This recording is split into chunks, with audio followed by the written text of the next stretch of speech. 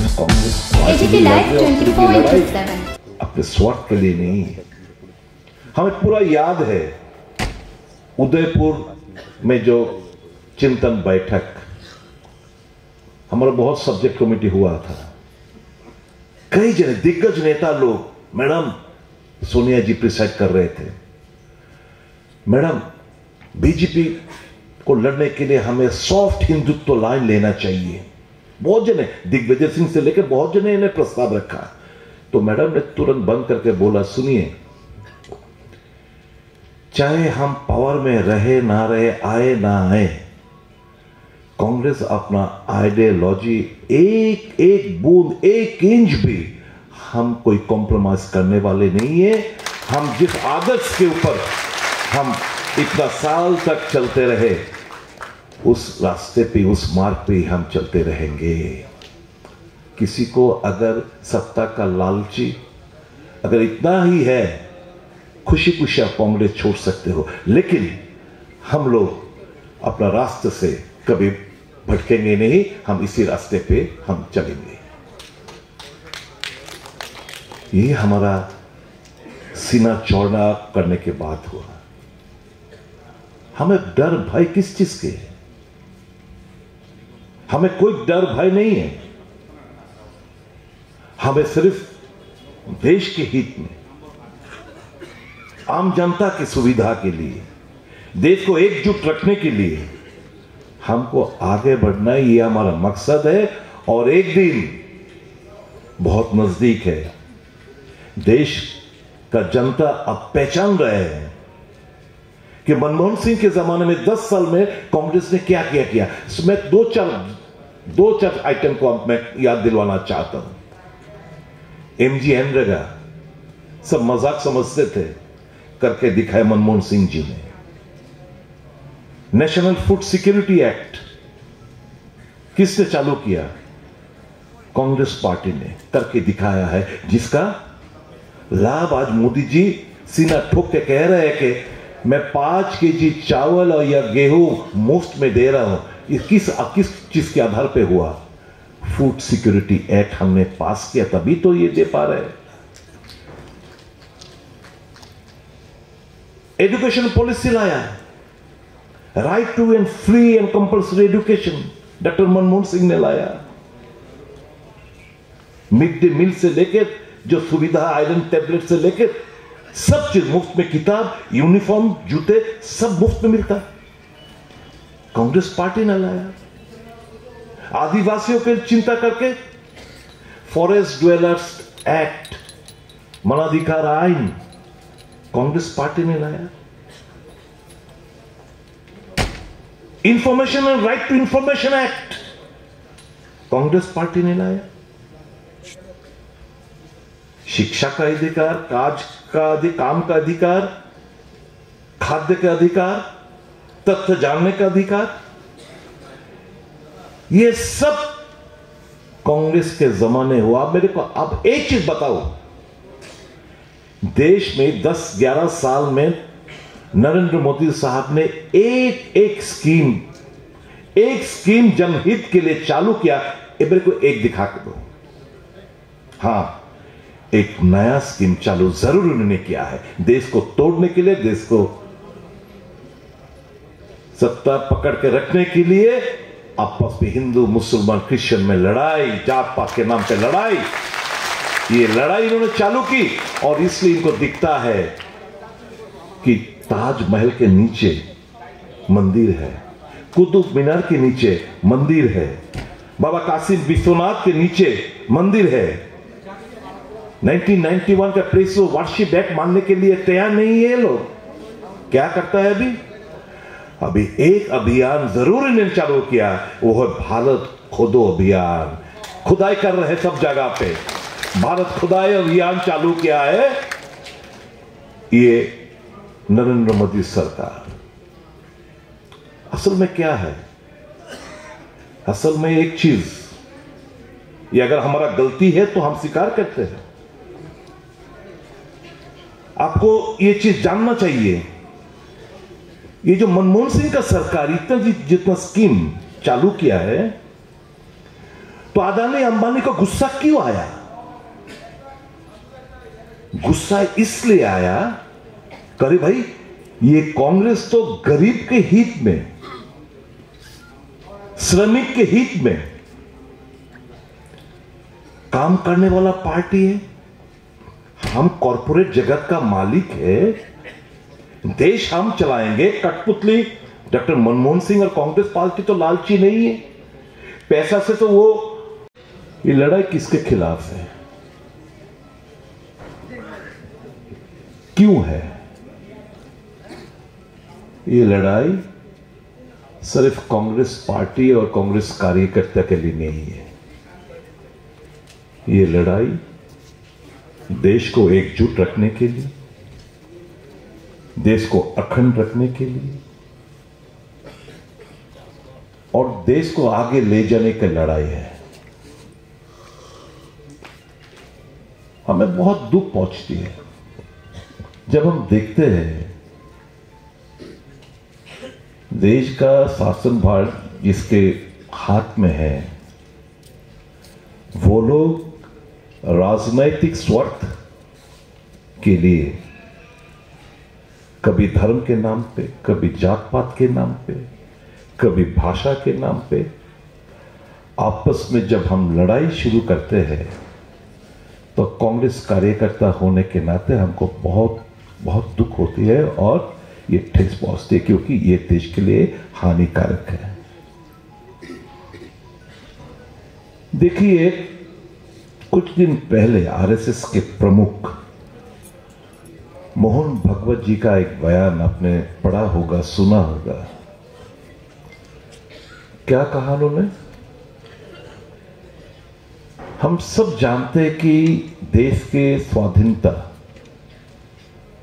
प्राप्त होने में कितना जन शहीद होना पड़ा,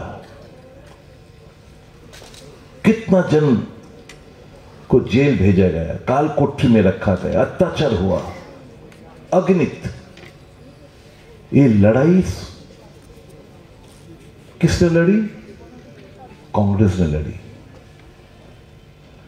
आज का देश, आज के दिन में जिसके हाथ पे सत्ता है, उन जमाने में उनका नाम क्या हुआ करता था? जनसंघ। और आरएसएस स्वतंत्र लड़ाई में इनका कोई योगदान नहीं है, आप सब जानते हो। जिसको ये वीर सावरकर कहते हैं, अंग्रेज ताकि उनको अरेस्ट ना करे, वो माफीनामा लिखता था कि जेल से हमें अरेस्ट ना करो, कालकोठरी में भेजा ना करो। और आजकल तो इतिहास को विकृत करने में, इतिहास को नई तरह से लिखने में लगे हुए हैं। जवाहरलाल नेहरू के ऊपर, महात्मा गांधी, जितना भी स्वतंत्र सेनानी है, सभी के ऊपर झूठ मूठ का आरोप, झूठ मूठ का बात फैलाने में ये लोग माहिर है। तो मोहम्मद बख्श जी क्या कहा? इन्होंने कहा 47 में स्वतंत्रता हमें नहीं मिला, हमें स्वतंत्र मिला जब राम मंदिर का उद्घाटन हुआ, तब हमको स्वतंत्रता मिला। अर्थात ये अपमान किसको कर रहे हैं? ये अपमान स्वाधीनता सेनानी, स्वतंत्र सेनानी भगत सिंह, नेताजी सुभाष चंद्र बोस से लेके अगणित जितना भी स्वतंत्र सेनानी, सबके ऊपर ये एक झूठ, ये जो है, ये शर्मनाक बात किया है इन्होंने, जिसका खिलाफ एक ही आवाज हमको सुनाई दिया, वो हो राहुल गांधी जी की आवाज। और बाकी की हिम्मत नहीं हुआ कि इस असत्य घटना, ये विकृत मानसिकता के खिलाफ कोई आवाज उठाए। ये सिर्फ राहुल गांधी जी ने किया है। संविधान विरोधी मानसिकता का एक बार नई तरह से परिचय दिया है आरएसएस लोग। ये लोग कहते थे, आज भी कह रहे हैं, और कि इसमें भारतीय ये संविधान जो रचित किया गया है इसमें भारतीय कुछ नहीं है। इनका मानसिकता क्या है? मनुवादी और मनुस्मृति विश्वास रखने वाले ये लोग हैं। When the country was progressing by leaps and bounds during the tenure of Dr.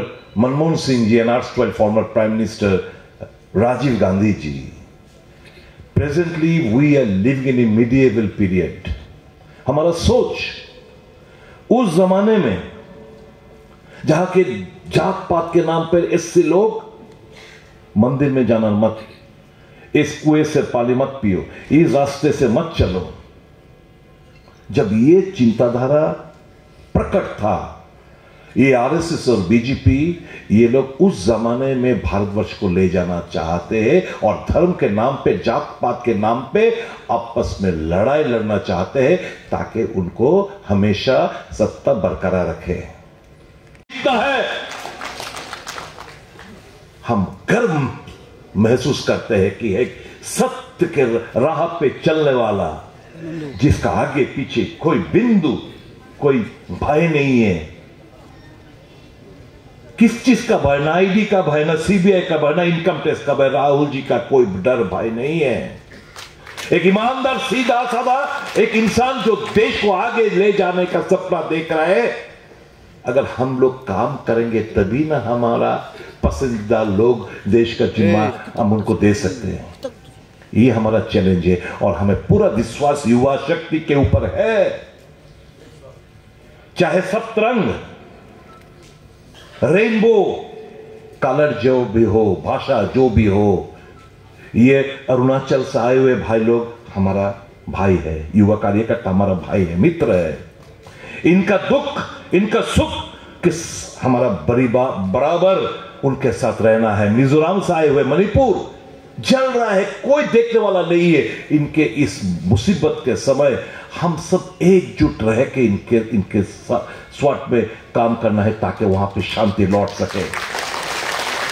Nagaland वाले का दुख सुख में हमको रहना चाहिए। ये आज का दिन के ये सप्तरंग जो है, इसका तभी इस आज कल का कन्वेंशन का हम बहुत सक्सेसफुल होगा अगर ये मानसिकता हम अर्जन प्राप्त करे कि हम एकजुट होके कांग्रेस को आगे ले जाने के बारे में सोचेंगे और कांग्रेस को मजबूत करेंगे। चाहे छोटा मोटा इधर उधर का, ये तो नेताजी और महात्मा गांधी के जमाने में भी थोड़ा बहुत इधर उधर का हुआ करता था। कोई पेशी शक्ति के ऊपर भरोसा था, किसी को अहिंसा के ऊपर भरोसा था, लेकिन दोनों का राह, दोनों का मंजिल एक था कि देश को ब्रिटिश से शासन से मुक्त करना है। तो हमारा लक्ष्य एक है। जो नागालैंड से आए हुए हैं, जो असम से आए हुए हैं, जो मिजोरम से आए हुए हैं, मिजोरम का चीफ मिनिस्टर जाके सुनिए, बहुत सक्रिय है। सिर्फ हमारा विभाजित शक्ति देश में नहीं, फंडामेंटलिस्ट फोर्स सिर्फ हमारे देश में नहीं है, भाजपा के रूप में, आरएसएस के रूप में नहीं, वहां पे भी फंडामेंटलिस्ट फोर्सेस है, आवर नेबरिंग कंट्रीज, जिसका आग नॉर्थ ईस्टर्न स्टेट्स में है। किस तरह से अशांति फैलाया जाए, कैसा नॉर्थ ईस्ट को तोड़ा जाए, नॉर्थ ईस्ट को एक्सट्रीमिस्ट से मुक्त है, नॉर्थ ईस्ट को फिर से कैसे एक्सट्रीमिस्ट द्वारा इसको डिस्टर्ब किया जाए, ये षड्यंत्र अभी भी रचते हो रहे हैं across the border with in the country. Example ये मणिपुर है। तभी तो मिजोरम का चीफ मिनिस्टर जाके अमेरिका का बोलता है कि वहां पे मिजोरम, नागालैंड और कुछ मेघालय का एक और देश बनाने का सपना वो लोग मिजोरम का चीफ मिनिस्टर देखता है और वो ये भाषण वहां पे देता है। क्या देश को आप तोड़ना चाहते हो? तो देश के खिलाफ षड्यंत्र देश में भी हो रहा है और बाहर में भी हो। ये लड़ाई हमको लड़ना है भाई और बहनों, मेरे युवा कार्यकर्ता, चलो हाथ में हाथ डाल के, कंधे पे कंधे रख के हम लोग ये लड़ाई लड़े ताकि हम देश को आगे ले जा सके। युवा कांग्रेस शक्तिशाली हो, जो सपना जो जिस अंगीकारबद्ध हो के आप लोग यहाँ पे आज ये कन्वेंशन आयोजित कर रहे हो, हमें पूरा उम्मीद है कि आने वाले दिन में युवा ही राज करेंगे देश में। हमारा भी तो, मैं तो अभी भी मानता हूं, कुछ दिन पहले मैं तो युवा कांग्रेस अध्यक्ष था स्टेट का। अरे हार्डली फ्यू डेज अगो, अभी वो जमाना नहीं है। और मैं दिल से चाहता हूं, बिलीव मी, मैं दिल से चाहता हूं पॉलिटिक्स को अलविदा करने से पहले मैं युवा शक्ति को स्थापित करके मैं पॉलिटिक्स का अलविदा करूं, ये पृथ्वी छोड़ू। So my dear friends, my dear youth leaders of my state, it is only the Congress party who will give you indulgence in politics, who will stabilize you in politics, who will establish you in politics, ताकि you can deliver the best of your ability for the people of the state and people of the country. Good luck to all of you. Are you ready to fight, brothers? Are you ready to strengthen the youth Congress? याद रखना एक चीज, जब मैं Dehradun RIMS international military college का एक student था, तब हमको सिखाया जाया करता था, हम देश के भावी सैनिक, हिंदुस्तान हमारा है, आजादी के पहरेदारों, ये स्थान हमारा है, ये स्थान हमारा है, ये देश हमारा है। कांग्रेस का नाम इंडिया का नाम कांग्रेस है। कांग्रेस दुर्बल माने देश दुर्बल, कांग्रेस दुर्बल মানে মানুষ দুর্বল। মানুষ আজ খুব অসহায়, এর থেকে বের করে আনতে হবে। তাও let's deliver to our best of all. God bless all of you and I pledge before all of you, हमेशा, चाहे मेरा उम्र युवा कांग्रेस के लिए नहीं हो, लेकिन हमेशा मैं दिल से युवा हूं और आपके साथ कंधे से कंध मिलाकर मैं लड़ाई करने के लिए तैयार हूं। God bless all of you, God bless all my delegates from the northeastern states. I hope and pray that you feel at home, you have a good stay. Whatever is that is problem, थोड़ा बहुत इधर उधर हो तो माफ कर देना, अपना स्टेट समझ के माफ कर देना। But I pledge, we all pledge, Tripura pledges before you that we will remain beside you. God bless all of you. जय हिंद, वंदे मातरम, भारतीय जातीय Congress, long live Rahul Gandhi, long live Mallikarjun खड़गे, जिंदाबाद। हुआ कि बहुत सारे, ढेर सारे मीडिया में शेयर इन्होंने अदानी अंबानी लोग ने शेयर होल्डर बन गया। अखबार, national media, all of them become share holders. Okay, Manmohan Singh और कांग्रेस सरकार के विरुद्ध ये जो 2G स्पेक्ट्रम, 4G स्पेक्ट्रम, आकाश कोयला घोटाला, अब मेरे को एक चीज, 11 साल मोदी जी सरकार में सत्ते में है, एक केस में एक कांग्रेस वालों को सजा प्राप्त हुआ, सीबीआई क्लीन चिट दिया। 2G स्पेक्ट्रम केस बिल्कुल कुछ नहीं है। वो जो तब हुआ करता था, एक कंट्रोलर ऑडिटर जनरल, खूब संभवतः विनोद राय करके, ये भी बिक चुका था अदानी और अंबानी के हाथ में। इन्होंने एक झूठ मूठ का एक रिपोर्ट पेश किया, देश भर में हल्ला। अकबर जो कि मालिक शेयर होल्डर था अदानी अंबानी, ये लोग झूठ मूठ का खबर फैलाया। आम जनता को मन में, दिल में कांग्रेस के लिए ऐसा एक घृण, एक वातावरण पैदा किया जिससे कांग्रेस जनहित के काम करने के बावजूद सत्य से बाहर हो गया। और आजकल जितना भी अनएम्प्लॉयमेंट, कोई टीवी में डिबेट नहीं होता है। मुद्रास्फीति डिबेट नहीं होता है, इन्फ्लेशन के बारे में डिबेट नहीं होता है। क्या डिबेट? मंदिर मस्जिद का लड़ाई, वहां पे खुदाई में शिवलिंग मिला, वहां पे खुदाई में ये पुतला मिला, ये भगवान का मिला। मतलब ऐसा एक माहौल पैदा कर रहे देश भर ताकि हिंदू एकजुट हो जाए, मुसलमान क्रिश्चियन के खिलाफ लड़ाई लड़े, धर्म के नाम पे लड़ाई लड़े। इनको इतिहास नहीं पता है कि इस देश स्वतंत्र सेनानी में कितना, अब जाइए इंडिया गेट, आप जाइए वार मेमोरियल, पढ़िए नाम, ढेर सारे मुसलमान, ढेर सारे ईसाई।